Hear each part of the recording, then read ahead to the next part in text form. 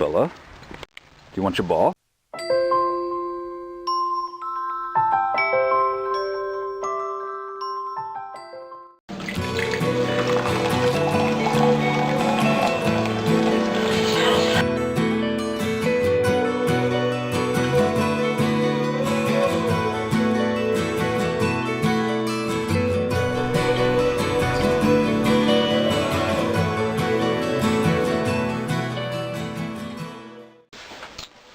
Fucking shitty day out. It's cold, it's foggy, it's rainy. It's raining on the Tahoe somehow. Inside. The Buick's dry, but the Tahoe's got raindrops on it somehow. So, got all fired up to log press this morning. Went into the gym, was coaching. Fucking went to log press. Felt like complete trash. Like a real dumpster bee. So, did 5 sets of 5 with 150, 155, something like that. Did 3 more sets with a barbell at like 150. Or 155, sorry. And then did some pull-ups and some ring tricep extensions. And called it a fucking day. Didn't feel like doing much else. Here's my stone.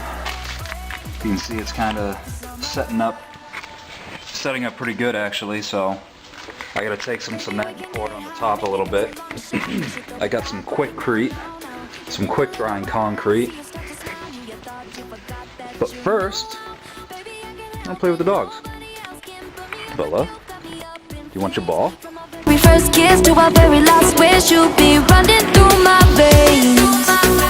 And I never want another. Come back to me, my lover. I never want another. Bring back the summer.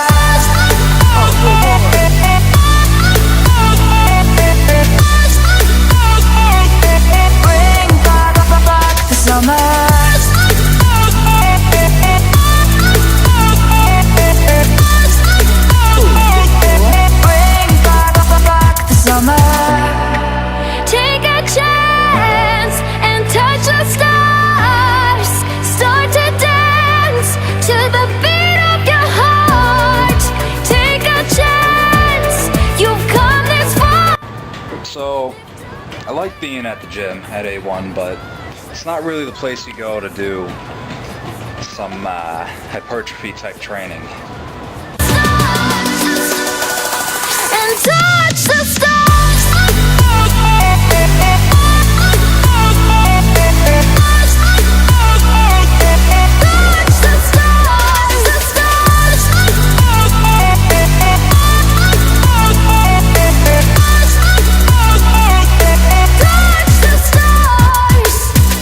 And I never want another. Come back to me, my lover. I never want another. Bring back the summer. So you know there's something called a minimum effective volume. You know there's something called a maximum recovered volume, theoretically. The next one is to not try to chase your training partners or people on YouTube for theirs, because you could say a guy says, you know, for me, 15 to 20 sets of arms works great for a week. Yeah, but that guy, and this is something that Brett Contreras and James Krieger, a couple of really smart guys, just wrote a really great article on, is the individual variation in training studies. So even with beginners, even advanced, intermediate, doesn't matter. When you say, okay, the average sets per week that people benefited from in this study was 15, there are some people in that group that got their best growth from 5, very few. There's some people that got their best from 25, very few. Most people on a bell curve were about 15, but you don't know where in that bell curve you are, and that's muscle group specific. So your triceps could handle no more than 10 sets per week, and they're done. And if you try to do the 20 sets per week on triceps, you could be screwing yourself over and pissing away at a ton of time. On the other hand, if someone says, bro, because like deadlifting, for example, most people, deadlift is a relatively fatiguing lift. Most people don't deadlift with a lot of volume.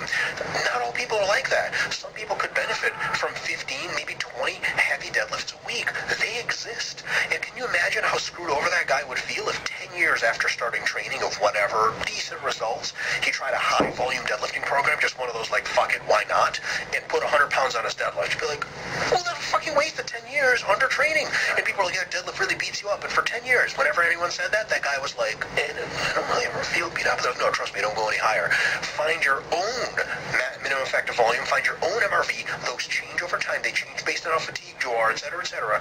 Train for what you know. And don't let anyone come in and tell you, it's not enough or that's too much. As long as you're thinking about things, as long as you're reading, as long as you're observing your own body's responses, you're in charge of your own training. And somebody else coming in and telling you, like, you're fucking pussy, you don't train enough, or you're fucking crazy, you're gonna die doing that. Well, if you have every sign of recovery and you're making great gains, are you really overtraining? Of course you're not fucking overtraining.